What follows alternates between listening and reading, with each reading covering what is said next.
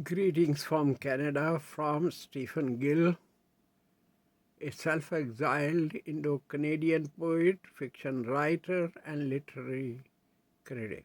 I am here to talk about literature and technology. It is a known fact that technology has impacted every aspect of life, including literature.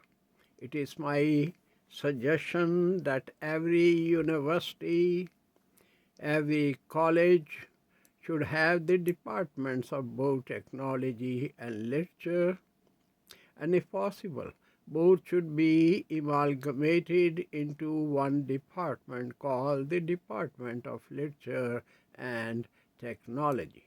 Before going further into the subject, I would like to thank Professor Dr. Babita Tyagi for inviting me, and also my friend, poet and literary critic, Professor Dr. Binod Mishra. I feel proud to acknowledge Chief Patron, Professor Dr. Vinay Pathak, and Honorable Vice Chairman of Keith Group of Institutions, Shri Saresh Agarwal. I would like to acknowledge also Professor Dr. A. Garg, Director of Keith Groups, and Dr. Manoj Goyal, and Head of the Department of Humanity and Social Sciences, Dr. Komal Mehrotra. I am thankful also to several scholars and dignitaries who have taken time to be here. Friends, when I use the word literature, I refer to creative literature that includes fiction and poetry. Literature is communication, and communication is the oxygen of life. Even animals and plants communicate in their own ways. But human communication is of a highly developed nature. Literature is by humans for humans. The relationship between literature and technology is the same that is between sound and music. That relationship is the same that is between the tree and its roots. The literature is communication, and the goal of communication is to convey information to influence or persuade the target audience. Communication is to express thoughts. Communication is to express vision. Communication is to express dream or to express experiences of the literary critic. Creative literature is for sharing. Those who are blessed with this passion need technology to share their creation with a wider audience. For this very purpose, technology is a great help. Creators remain indebted to technology for removing the geographical boundaries because it has widened the area of their audience. Emails and websites are enormously helpful to artists. In addition to removing geographical boundaries, technology makes it easier for literary artists to collect information for their projects. They do not have to drive to different libraries, distant places, particularly under inhospitable circumstances. Sitting in the comfort of their one-room office with a cup of tea or coffee, they can collect material they need for their projects if they know how to handle technology via internet, though there are possibilities of experiencing the inability of selection, particularly when there is a flood of material to choose from. This terrorizing inability to select is likely to paralyze the artist, in spite of the fact that internet technology also provides guidance in the form of discussions and filtered information in blogs and websites. It is not possible for technology to help to gather this information if inventors or engineers are not aware of the needs of writers. Literature and technology are coming closer and becoming intimate friends. I am legally blind. As a writer, I need technology badly because of the impairment of my vision. Manufacturers of different aspects of technology will not know the needs of a writer like me unless they read creative literature.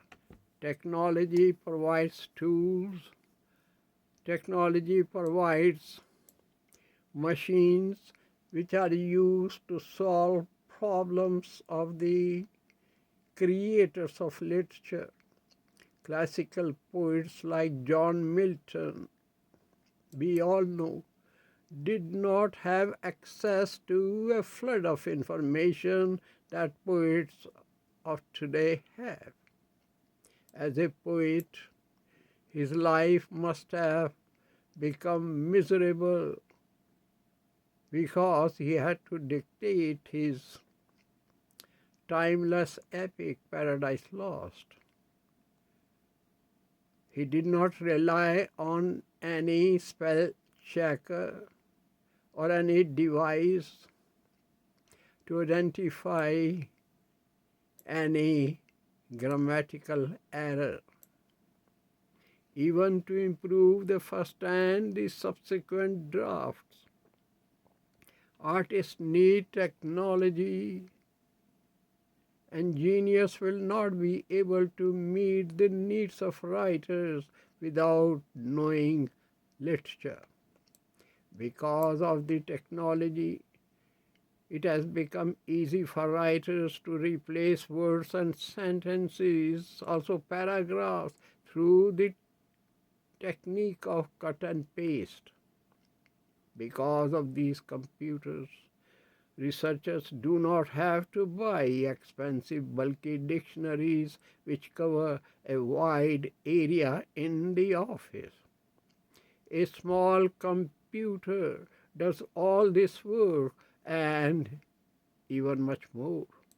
Both technology and literature are vital, are essential for human development and for making life much easier. Poets and fiction writers need technology.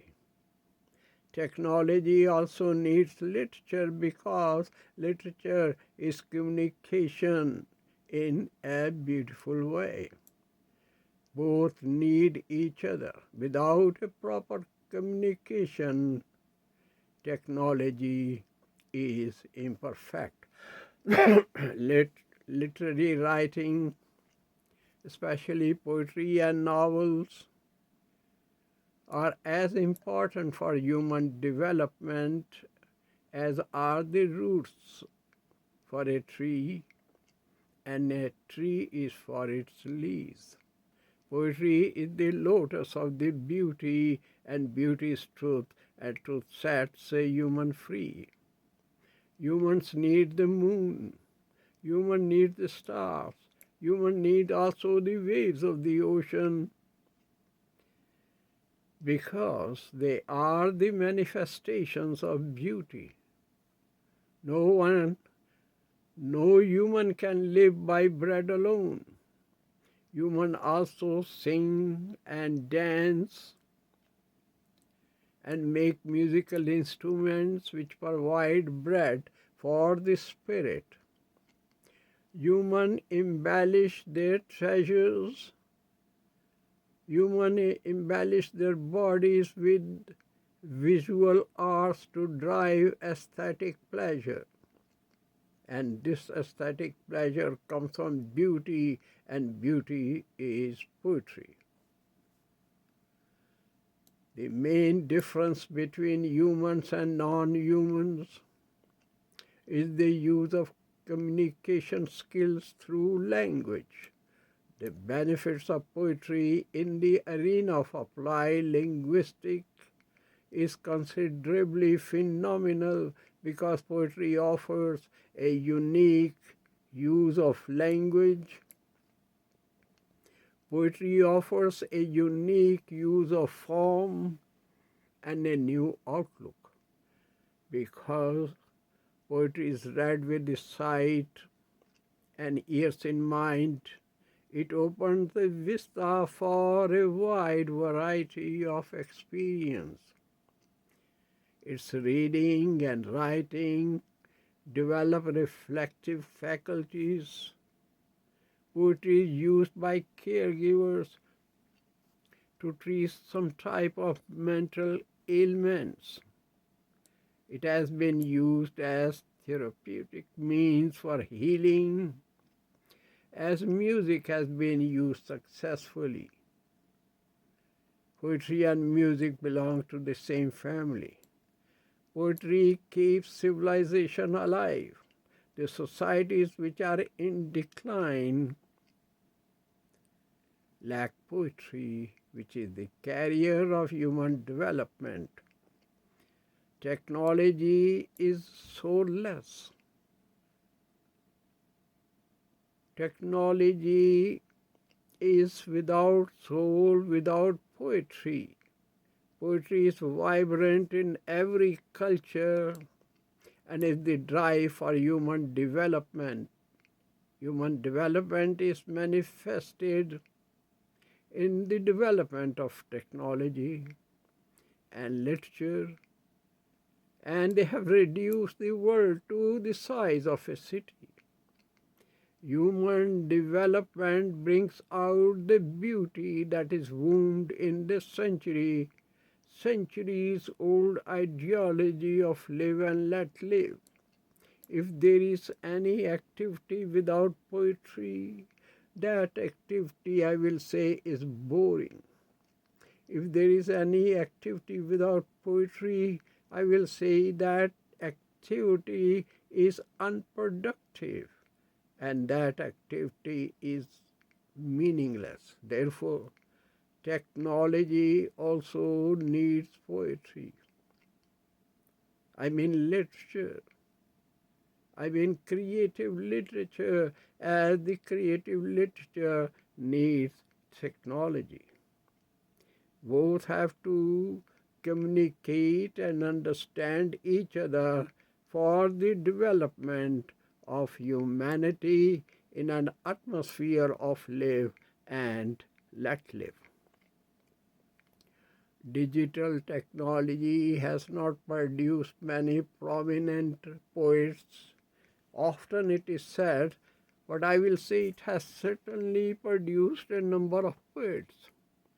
And in this jungle of numbers, it would be difficult to know who is worthy and who is not a worthy poet. Those who are aware of the tools of the digital technology, these people shall win for a while in spite of the fact they are not good poets.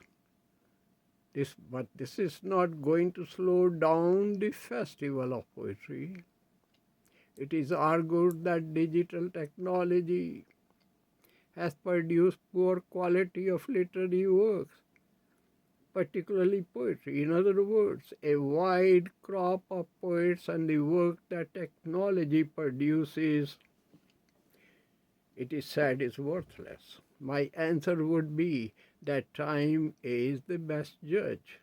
I agree that some mediocre poets are skilled in exploiting the social media and their interest, yet I will say that time is the true test. This is what I said to Margaret Penny, staff writer of the Daily Standard Freeholder in 1975. And that was an interview. A few years ago, Indian periodical, which is published from the States, it's a well-respected periodical, Indian periodical. Its editor asked me if internet has taken readers away from literature and poetry. And my answer was no. Instead of taking people away from poetry, internet and technology have been producing more of them. Poetry is not dead and shall never be. It gives aesthetic pleasure, and human is born with aesthetic pleasure. Supreme omnipresent is the source of aestheticism. He shares this quality with every newborn. Aestheticism will never go away. It is devotion to beauty, though every individual shares it with differences in degree. Sharing may differ, but beauty is present in dance, it is present in music, it is present in every flower, and it is present in poetry. The destruction of poetry or beauty is the destruction of life itself. Aestheticism or the sense of beauty differ from person to person and from era to era. Modern era is different for poetry, as was the era of Shakespeare. That was the golden era for poetry and dramatic works. I would like to add that technology shapes also the format of poetry. There are more poets and musicians in the 21st century than there ever have been. And it is because of the technology. It is because of the easy accessibility of knowledge. It is because of more availability of leisure. It is because of more opportunity to share creations. The technology of today has put more free time in the hands of citizens, also because of the welfare states. The welfare states take care of the basic needs of every citizen. Additionally, there are government agencies and businesses which sponsor artists. Some businesses in some democracies can show the funds they use to sponsor artists as expense. There are also more musicians who need lyrics. These factors have produced more poets in the 21st century. One area in which digital technology has made a strong impact is the area of grammar. The digital technology in the area of grammar has shaped words for every use. Many new words are being added to our vocabulary, and old words and phrases are wearing new mantle of meaning. Consider the words like friends, words like cloud, words like tablet. Their meanings have been widened. Moreover, the way emails and e-books are shaping the thinking of writers was not imaginable a few years ago. Many new words have come into frequent use like smartphone, words like virtual conference, social media, hashtags, apps, Wi-Fi, spam, blog, go viral, cyber talking, firewall are used frequently these days. At the same time, texting and emails have affected the ability of people to spell and write. Technologies are impacting English language and also the thinking and also writing. The use of emails in short form is affecting writing skills of students. It affects also mature writers who use word processors often. Emails and texting have encouraged the use of abbreviations that impact writing skills negatively. It has been also pointed out that too much of texting has caused muscle strain and headaches that in some cases lead to health problems.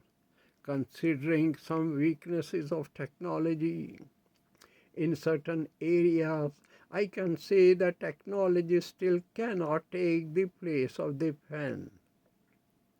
There is enough room for technology to develop further to meet the needs of artists.